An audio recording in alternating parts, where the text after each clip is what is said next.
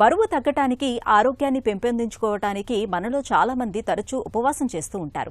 అయితే కొన్ని రోజుల పాటు కఠినంగా ఉపవాసం చేయడం, తర్వాత మళ్లీ యథావిధిగా ఆహారాన్ని తీసుకోవటం వల్ల పెద్దగా ఫలితం ఉండదు. శరీరాన్ని అట్టే కష్టపెట్టకుండా మధ్య మధ్యలో ఉపవాసం చేయటం, ఆహారాన్ని క్రమశిక్షణగా తీసుకోవటం వల్ల చక్కటి ఆరోగ్య ప్రయోజనాలు లభిస్తాయని చెబుతారు డాక్టర్లు.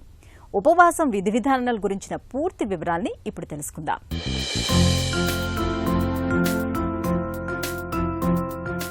ఉపవాసం కొత్త విషయమేం కాదు. ఉపవాసం ఒంటికి మంచిదని, లంకనం పరమౌషధమని చాలా కాలంగా వింటూనే ఉన్నాం. అయితే ఉపవాసాన్ని ఓ పద్ధతి ప్రకారం చేయాలని, అప్పుడే లంకనం పరమౌషధం అవుతుందని, ఉపవాసం వల్ల ప్రయోజనాలుంటాయని చెప్తారు డాక్టర్లు. అతి సర్వత్రా వర్జయేత్ అని నానుడి. అతి ఎప్పుడూ పనికిరాదు. ఉపవాసాల్లో కూడా ఇదే వర్తిస్తుంది. ఉపవాసం పేరిట మధ్యాహ్నం భోజనం మానేసి రాత్రి సమయంలో మితిమీరి ఆహారం తీసుకోవడం వలన రక్తంలో గ్లూకోజ్ స్థాయిలు ఒక్కసారిగా పెరిగిపోతాయి. ఇన్సులిన్ వేగం తగ్గుతుంది. ఇది డయాబెటీస్కు దారితీయవచ్చు. రక్తంలో గ్లూకోజ్ స్థాయిలు పడిపోయినప్పుడు దాన్ని తట్టుకోవడానికి శరీరం కొన్ని రకాల హార్మోన్స్ని విడుదల చేస్తుంది. దాంతో రక్తపోటు పెరిగి రక్తనాళాలు కుచించుకుపోయే అవకాశాలున్నాయి. తరచుగా ఉపవాసాలు చేయటం వలన అల్సర్లు, మూత్రపిండాల్లో రాళ్లు ఏర్పడటం, తలనొప్పి వంటి సమస్యలు కూడా రావచ్చు. అందువల్ల ఉపవాసాలు అనివార్యమైతే తప్ప ఎక్కువగా చేయకూడదు.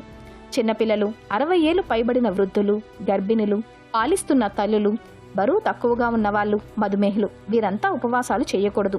అలాగే ఇతరత్ర ఆరోగ్య సమస్యలు ఏవైనా ఉన్నవారు కూడా వైద్యులతో చర్చించిన తర్వాతే ఉపవాసం గురించి ఆలోచించాలి. ఏదైనా సరే మితంగా ఉంటేనే హితం చేస్తుంది. అలా కాకుండా అతిగా మారితే మాత్రం అది హాని చేసే ప్రమాదం ఉంటుంది. ఉపవాసం కూడా అంతే.